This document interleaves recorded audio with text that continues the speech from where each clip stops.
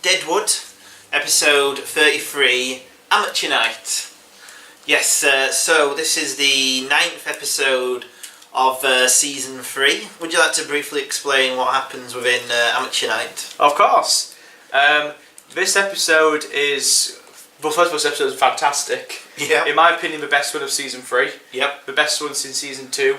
Much closer to the eternal spirit of what makes Deadwood great. Yep. So this episode does kind of revives the season 2 style of narrative where it concentrates on multiple characters and their different plot lines. Yep. In one plot line you have the children moving to their new schoolhouse. Yep. So I should say the whole episode is framed by an amateur night run by the Langrish Theatre Troupe, who now, following the tragic death of Belregard, they're now going to put on an amateur night to announce the opening of the new theatre in the old schoolhouse. Yep. So the children are moving from their old schoolhouse into their new one, which is a tree in the middle.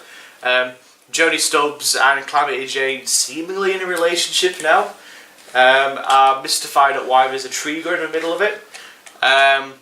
Al Swearingen gets news from Mr. Wu that there's trouble brewing. He's holding his Wu's holding his men back. 150 men in Custer City. Yes. Yeah.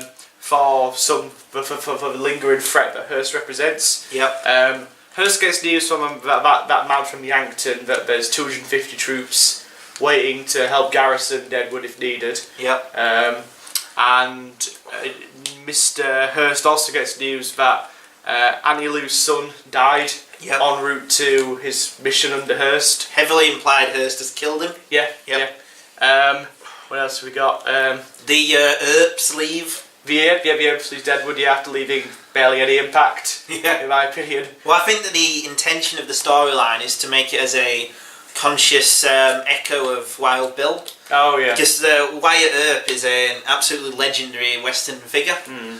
So the fact that he comes... He can't make his he name. can't do anything. Like, he shoots someone and nearly... Like, if you compare it to season 1, Oh, yeah. where yeah. Wild Bill killed several people in the space of about 3 days. Yeah. And now, like, Wyatt Earp shoots one person. Doesn't kill him. Doesn't even kill him. Just shoots him in the hip and he has to leave. So again, like the eternal problem with Deadwood season 3, it's thematically strong but narratively not terribly satisfying. I think it's interesting seeing Bullock react to Yeah. Wyatt Earp. But that's kind of like what I expect from him, though. Yeah. Just for him to be angry. Well, I think there's more. I think the whole idea and all is the fact that he's matured slightly. There's the bit where Al's trying to get him to say keep calm. And he's like, I'm on top of this. And he knows already what he's doing. He knows when to back down now and when to quell his rage. Yeah. So that's a little bit. Yeah, I didn't really care for the Earps. I think the reason is the fact that the guy playing the other Earp, Morgan Earp, is quite poor. Yeah. In the role, he's hamming it up a bit, like when he's like, woo. It's like, oh my god. Yeah. So what else we got? I've even got the actual amateur night itself. Yeah. Oh, and Trixie and Alma seem to have resolved their issues. They're kind of falling out.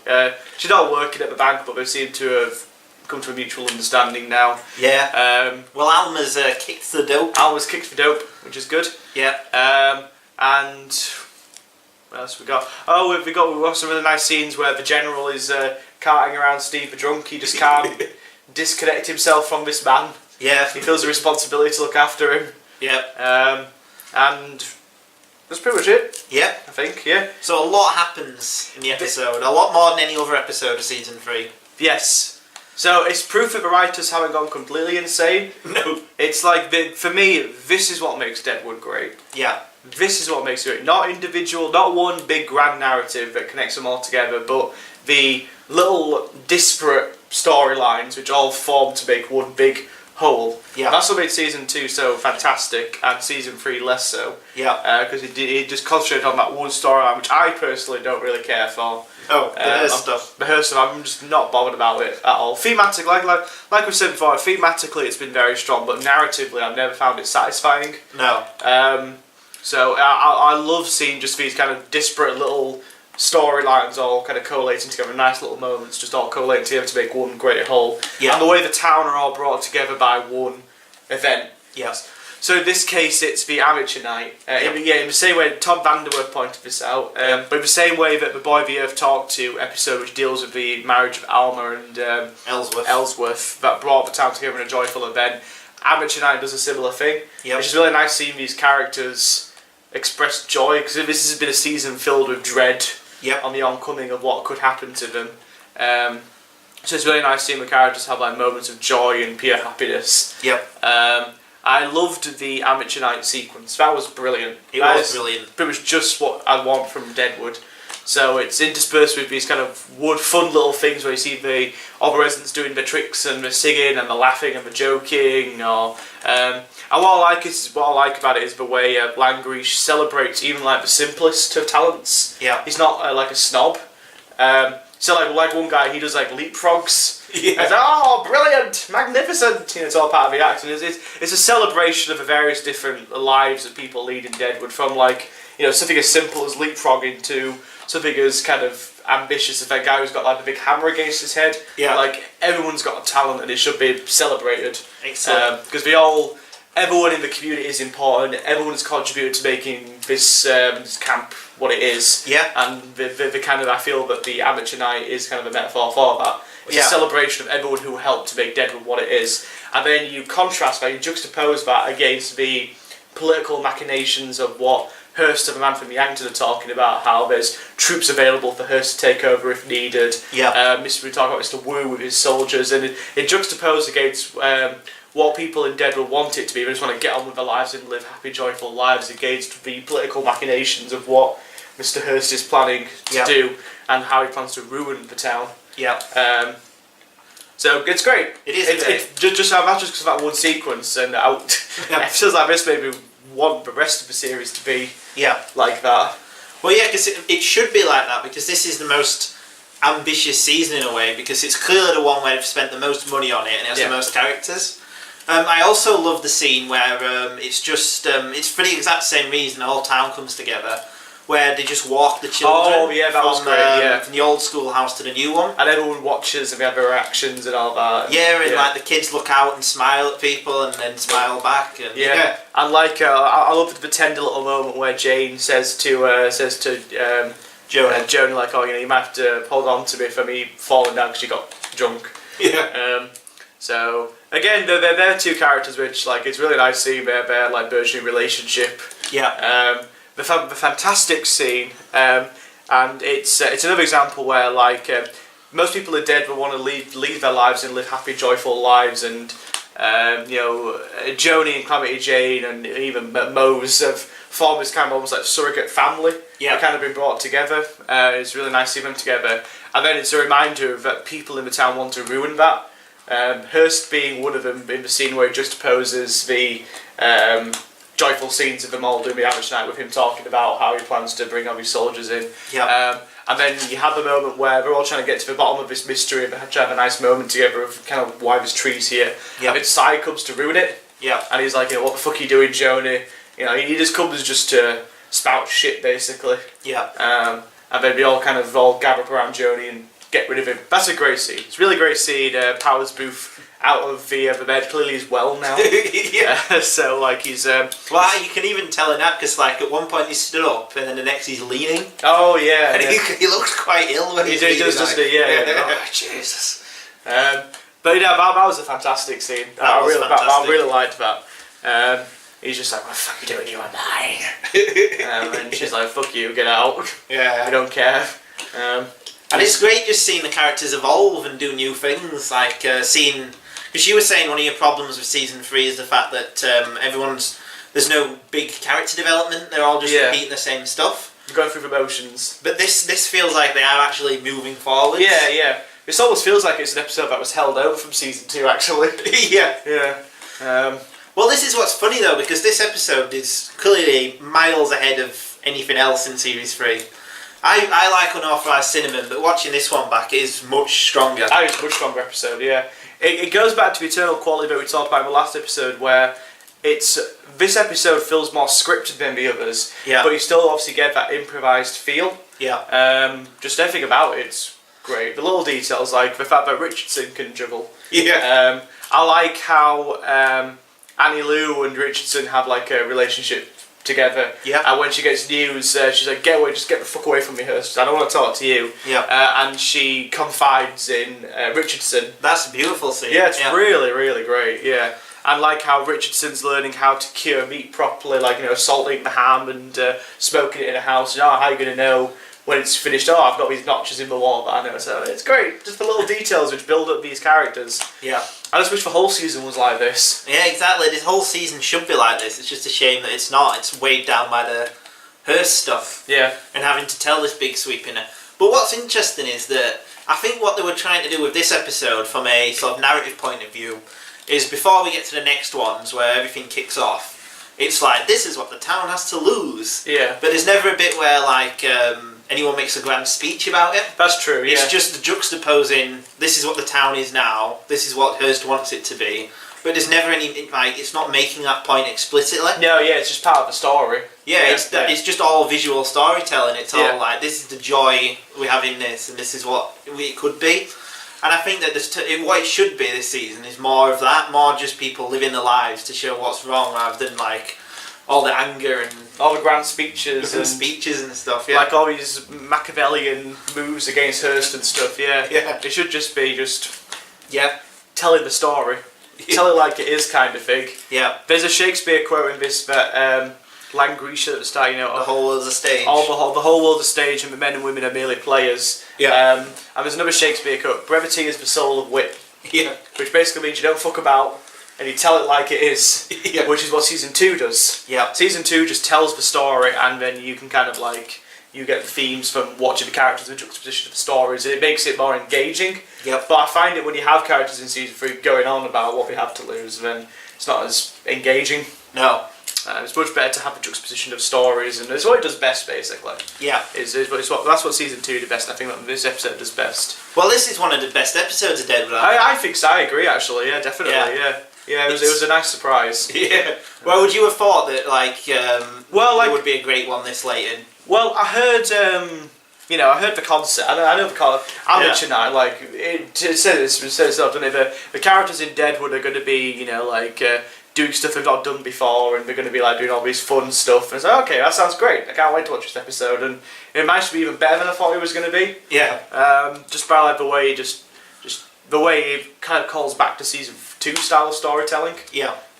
So no, the best episode of season 3 in my opinion by far. Yeah. Unauthorized Cinnamon is a fantastic episode, but there's going to be moments in this one that I remember more. Like, I don't remember much about Unauthorized Cinnamon besides it being really great. You don't remember the brilliant Hearst speech, where it's all about how the unifying concept is gold? Vaguely.